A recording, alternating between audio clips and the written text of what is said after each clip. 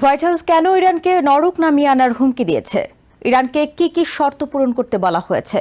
কেন আমেরিকা বলছে ইরান ইতোমধ্যে সামরিকভাবে পরাজিত? ইরান কেন আমেরিকার প্রস্তাবকে বাস্তবতা থেকে বিচ্ছিন্ন বলেছে? আপনারা দেখছেন TVN 24 নিউজ নেটওয়ার্ক। সবশেষ আপডেটে স্বাগত জানাচ্ছি আমি নূর নূপুর।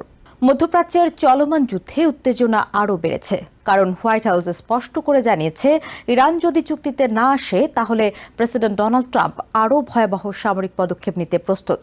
হোয়াইট হাউসের প্রেস সেক্রেটারি ক্যারোলিন লেভিট বলেন, ট্রাম্প বিশ্বাস করেন ইরান ইতোমধ্যে সামরিকভাবে পরাজিত এবং তারা যদি এই বাস্তবতা না মানে তাহলে তাদের উপর আগের যে কোনো সময়ের চেয়ে কঠোর হামলা চালানো হবে।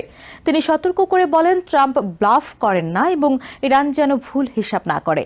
তিনি আরও বলেন, প্রেসিডেন্টের মূল পছন্দ শান্তি, তবে ইরানকে অবশ্যই তাদের পারমাণবিক কর্মসূচি স্থায়ীভাবে পরিত্যাগ করতে হবে এবং আমেরিকা ও তার মিত্রদের বিরুদ্ধে হুমকি বন্ধ করতে হবে।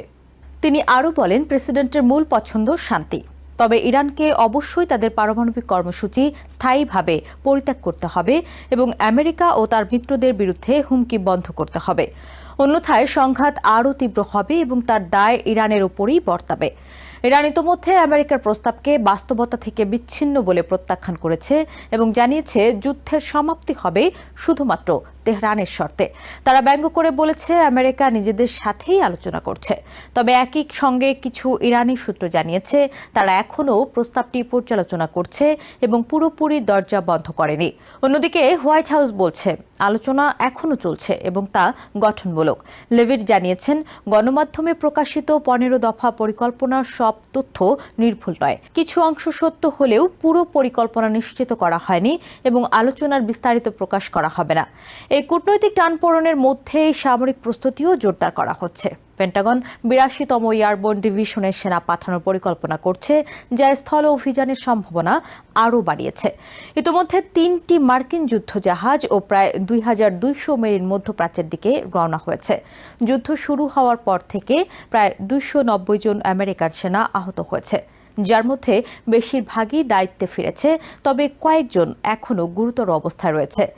ইসরায়েল এই সুযোগে ইরানের সামরিক সক্ষমতা দুর্বল করার চেষ্টা আরও বাড়িয়েছে।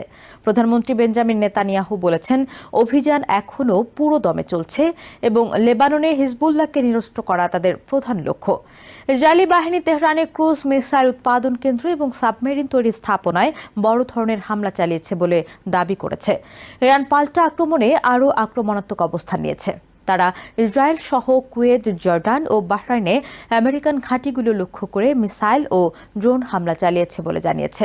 একই সময়ে সংযুক্ত আরব আমিরাত জানিয়েছে তারা ইরান থেকে আসা একাধিক ড্রোন প্রতিহত করেছে। ইরানের পার্লামেন্ট স্পিকার মোহাম্মদ বাঘের গালিফাভ সতর্ক করে বলেছেন, আমেরিকা যেন ইরানের প্রতিরোধ ক্ষমতা পরীক্ষা না করে। তিনি বলেন, ইরান অঞ্চলে মার্কিন সেনা মোতায়েন নিবিড়ভাবে পর্যবেক্ষণ করছে। হরমুজ প্রণালী এখনও কার্যত বন্ধ রয়েছে, যা বিশ্ব জ্বালানি সরবরাহে বড় প্রভাব ফেলছে। হোয়াইট হাউস জানিয়েছে তারা দ্রুত এই প্রণালীতে জাহাজ চলাচল স্বাভাবিক করতে কাজ করছে, তবে এখনও কোনো নির্দিষ্ট সময়সীমা নেই। প্রশাসন তেলের দাম নিয়ন্ত্রণে রাখতে নতুন সৃজনশীল সমাধান খুঁজছে। বিশ্লেষকদের মতে, ইরান ইউক্রেনের যুদ্ধ থেকে শেখা কৌশল ব্যবহার করছে, যেখানে সরাসরি শক্তিশালী নৌবাহিনী ছাড়াই শত্রুর জন্য সমুদ্রপথ বিপজ্জনক করে তোলা হয়, ফলে বড় জাহাজ চলাচল ঝুঁকিপূর্ণ হয়ে ওঠে। এদিকে ইরান একটি পাল্টা 5 দফা প্রস্তাব দিয়েছে। এতে রয়েছে যুদ্ধ বন্ধ, ক্ষতিপূরণ, ভবিষ্যতে হামলা না করার নিশ্চয়তা এবং হরমুজ প্রণালীর উপর ইরানের পূর্ণ নিয়ন্ত্রণের স্বীকৃতি। তবে এই শর্তগুলো ওয়াশিংটনের কাছে গ্রহণযোগ্য হওয়ার সম্ভাবনা খুবই কম। আন্তর্জাতিকভাবে এই সংঘাত নিয়ে উদ্বেগ বাড়ছে। জাতিসংঘের মহাসচিব অ্যান্টোনিও গুতেরেস বলেছেন, পরিস্থিতি নিয়ন্ত্রণের বাইরে চলে যাচ্ছে এবং এটি আরও বড় যুদ্ধ, মানবিক বিপর্যয় ও বৈশ্বিক অর্থনৈতিক সংকট তৈরি করতে পারে। বৈশ্বিক বাজারে মিশ্র প্রতিক্রিয়া দেখা যাচ্ছে। একদিকে যুদ্ধের কারণে জ্বালানি সরবরাহে চাপ তৈরি হয়েছে, অন্যদিকে সম্ভাব্য শান্তি আলোচনার কারণে বিনিয়োগকারীরা কিছুটা আশাবাদী। ফলে শেয়ার বাজারে ঊর্ধ্বগতি এবং তেলের দামে পতন দেখা গেছে। তবে ট্রাম্পের ঘোষণার আগে তেলের বাজারে অস্বাভাবিক লেনদেন হওয়ায় ইনসাইডার ট্রেডিংয়ের সন্দেহ তৈরি হয়েছে। এদিকে ইরানের অভ্যন্তরেও মনোভাব বদলাচ্ছে।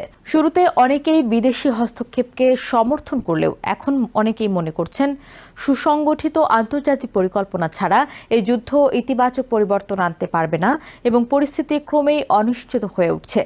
আমেরিকার অভ্যন্তরীণ রাজনীতিতেও চাপ বাড়ছে। কংগ্রেসকে আনুষ্ঠানিক অনুমোদন ছাড়াই যুদ্ধ চালানো হচ্ছে, যদিও প্রশাসন জানিয়েছে তারা আইন মেনেই কাজ করছে এবং ইতোমধ্যে আইন প্রণেতাদের ব্রিফ করা হয়েছে। যুদ্ধের সম্ভাব্য সময়সীমা 4 থেকে 6 সপ্তাহ হিসেবে ধরা হলেও এখন তা চতুর্থ সপ্তাহে প্রবেশ করেছে। পাশাপাশি পেন্টাগন বড় প্রতিরক্ষা কোম্পানিগুলোর সঙ্গে নতুন চুক্তি করে অস্ত্র উৎপাদন বাড়াচ্ছে, যা ইঙ্গিত দেয় যুদ্ধ দীর্ঘায়িত হওয়ার আশঙ্কা এখনও রয়েছে। সব মিলিয়ে একদিকে কূটনৈতিক আলোচনা চলছে বলে দাবি করা হচ্ছে, অন্যদিকে যুদ্ধ আরও বিস্তৃত ও জটিল হয়ে উঠছে। সামরিক চাপ, অর্থনৈতিক প্রভাব এবং রাজনৈতিক হিসাব সবকিছু মিলিয়ে পরিস্থিতি এমন এক পর্যায়ে পৌঁছেছে যেখানে যে কোনো সিদ্ধান্ত দ্রুত পুরো অঞ্চলকে আরও বড় সংঘাতের দিকে ঠেলে দিতে পারে।